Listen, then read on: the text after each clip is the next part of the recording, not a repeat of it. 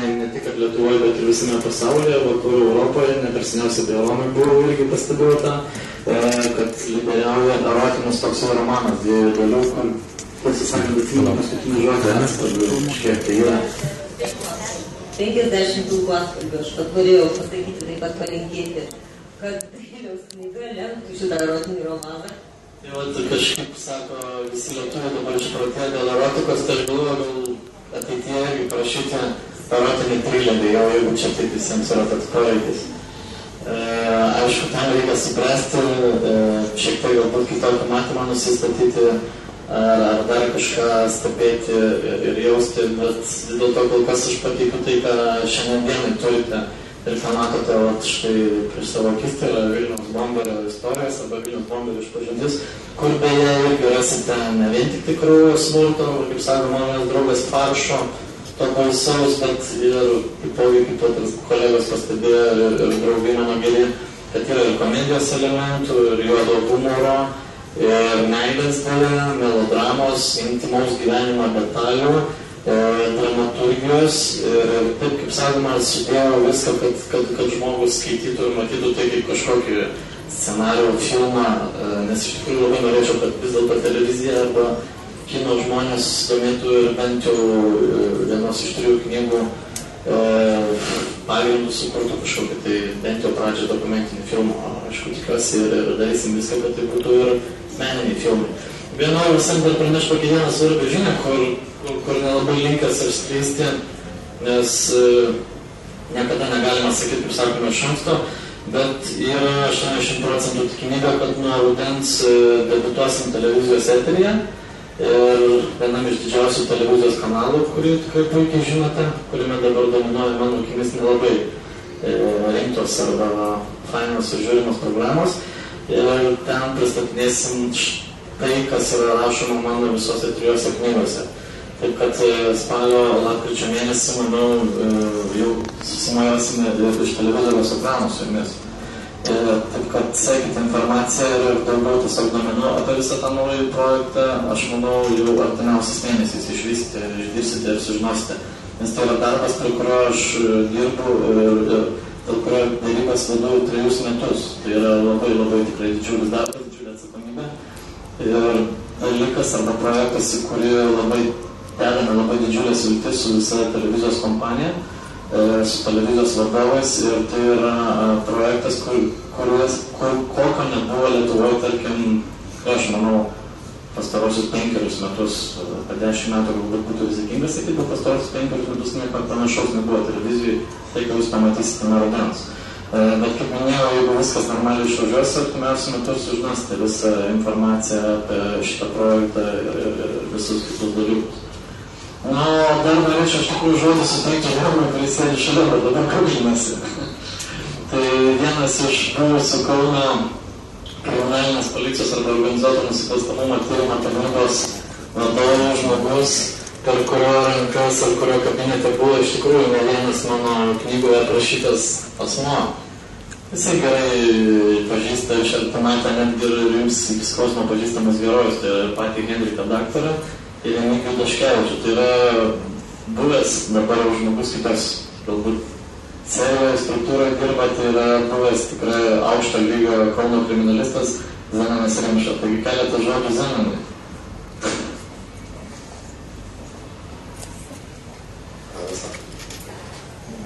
Teisingai pasakėjęs, daktarą ir Daškevičių ir visus iki skausmo pažįstu asmeniškai, sveikinęsis namuose buvęs, bendravęs, su kai kuriais netgi alkoholį vartojęs. Dabar aš kaip pensininkas galiu pasakyti nieko nebijo. Viską, aš kaip manęs labai kas nors klausinė, sakau, viską papasakosiu, kada galbūt ten iš tikrųjų niekas nesižeis, jeigu pats gyvensiu dar kažkokiu laiku. Aš nežinau, jeigu šitoje knygoje paminėtas buvo Remigijus Daškevičius, tai gal, tai šitą žmogų galiu pasakyti.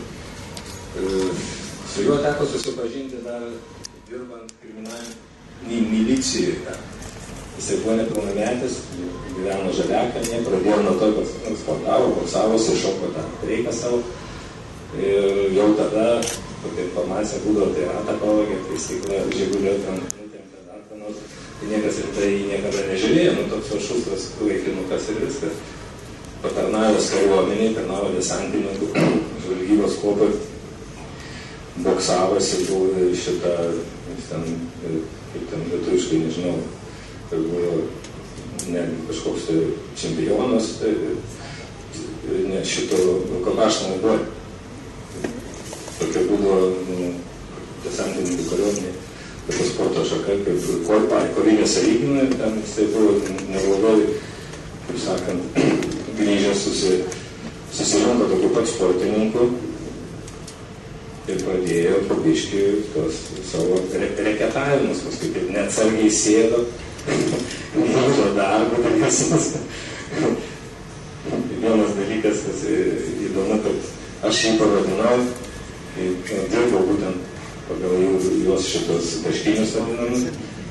Tai žiūrėjau nuotraukas, kurios buvo padarytos jau Kariniškėse kalėjime ir nusprendžiau jį pavadinti Musolinį, nes žmogus matosi lyderis. Visada nedidelio ūgio, stiprus, bet visada priekį, visada toks veido išraiška atrodo, kad jisai kaip... Jeigu kas atsimena dokumentinius filmus apie Musolinį, tai vienas per vieną toks žvilgsnis, toksai viskas. Toksai buvo visada stengėsi lyderiauti ir už tai niekada gyvenime nekentė daktaro ir niekada nepasiduodavo ir neįdavo į tas vadinamas skolkės tenais ir iš visam, kaip sakydavo jam, pasakydavo, kaip tu ten su daktaru, ką net neminėk, man to gaižė, sako, aš net nenoriu ateinėk, girdėti. Na ir viskas, ir kaip pagalvoju, audringą trumpą gyvenimą nugyveno. Baigė kaip ir visi. Nes čia kaip visų toks likimas, aš dabar kaip kartais pagalvoju, kiek aš jau atsimenu, ten iš daktarų, ir Mongovą, ten tos visus, visi tai gyvenimai sušaudyti, susprogdinti. Ir kaip jau sakė tarybos narys, kad jaunimui galbūt ta knyga iš tikrųjų naudinga bus, kad nereikia žavėtis tą kriminalinę, kaip sakant, romantiką, bet pasižiūrėti, kaip iš tikrųjų, kuo viskas prasideda baigus. Daktaras, paimkim, pavyzdžiui, kiek jisai grįžęs iš Sibiro, iš lagerio, nu jau sakysim laisvos Lietuvos laiku, tai jisai jau dabar 23 metai, tai jisai 14-15 metų praleido kalėjime. Ir dabar likimas daug maž įsivaizduoja, aiškus, taip kad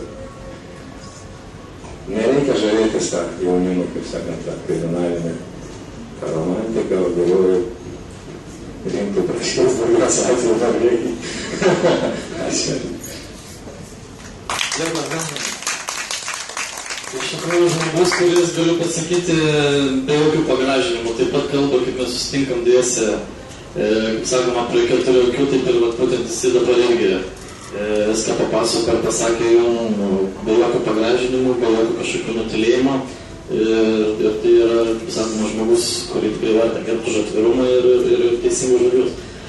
Kadangi šiandien tikrai tokia diena labai didžiulė ir ypatinga man, aš šiaip darau pristatymą Kaune, ko niekada nenorėdavau daryti, tiesą sakant, prisipažinsiu, kad mane kalbėjo Pegaso knygyno vadovybė šitą pristatymą padaryti, nes aš šiaip nelabai mėgėjęs sėdėti, taip šnekėti, kaip dabar darau, ar dar kažką, man tiesiog įdomiau, kad žmonės skaitytų tai, ką aš esu parašęs, vertintų ir pasakytų savo nuomonę, vėliau ar į akis, ar už akių, jokio skirtumo nėra. Bet aš iš tiesų, ką norėjau pasakyti, viską pasakiau šitoje savo 3 knygui.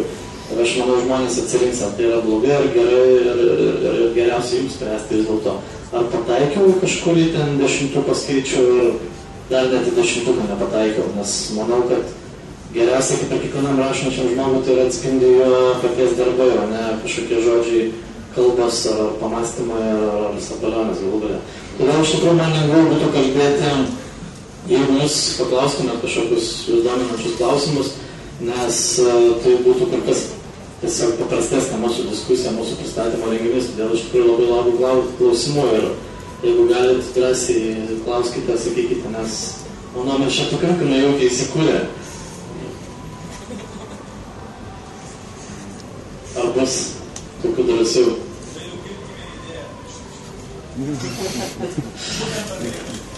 Idėja apie Januškevičių parašyti knygą, iš tikrųjų, pasakysiu, man gimė dar iki pirmosios knygos, kai, žinia, prieš 3 metus išleidau tikrą vektorių istoriją, nes Valerijus Januškevičius žmogus, kuris mane tikrai sudomino, ir kaip pastebėjo vienas interneto komentatorius, tai nėra šiaip sau samdomas žudikas, o tai yra, sakyčiau, netgi politinę potekstą turintis Vilniaus bomberis. Jis, būdamas nepilnametis, nužudė, aišku, nežinodamas KGB darbuotojo, kuris taksavo, būtent už kurį nusikaltimą įsisėdo pirmą kartą, tai yra aprašyta plačiai mano knygoje.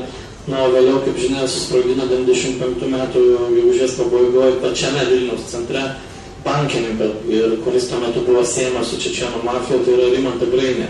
Vėlgi, tai, sakyčiau, savotiška politinė potekstas, sprogimas vidury Vilniaus centro, šalia vyriausybės rūmų, ir tai buvo 95 metai, kai valstybėje vyko tikrai savotiškas chaosas ir kai banditai tikrai buvo pakėlę galvas, ir todėl galima pasakyti, kad tai nebuvo vien tik kažkoks chuliganas, valytojas ar kažkokių kriminalinio atmatų, tarkim, šalintojas.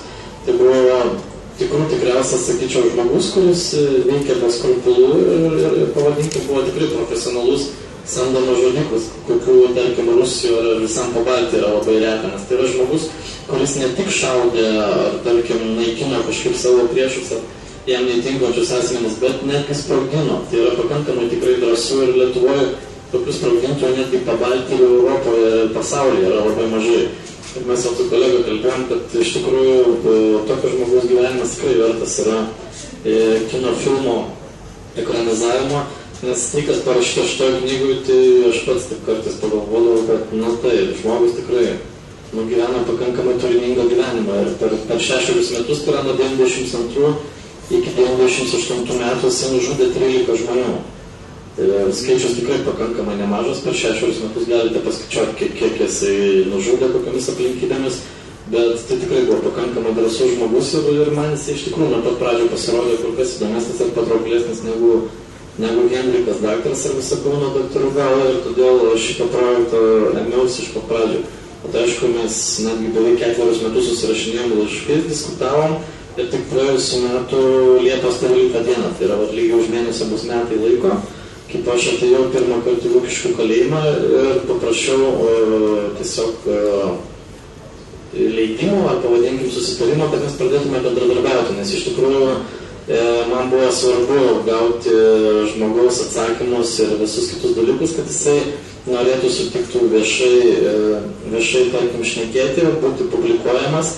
Ir mes tiesiog apsitarėm draugiškai, kad, kaip jisai sako, man nėra kas lieti, aš nesu nei Henrikas daktaras, nei visiems gali žinomas klaipėdinių, tarkim, Gaidurginių bosas Sigitas Gaidurgis, todėl aš tiesiog viską paimsiu ir išklausiu, nes sako, kas čia žino, ar aš dar išeisiu laisvę, kiek aš čia dar gyvensiu, todėl jis tiesiog neturėdamas kas liepti, man viską ir išdėstė tai, kas yra šitose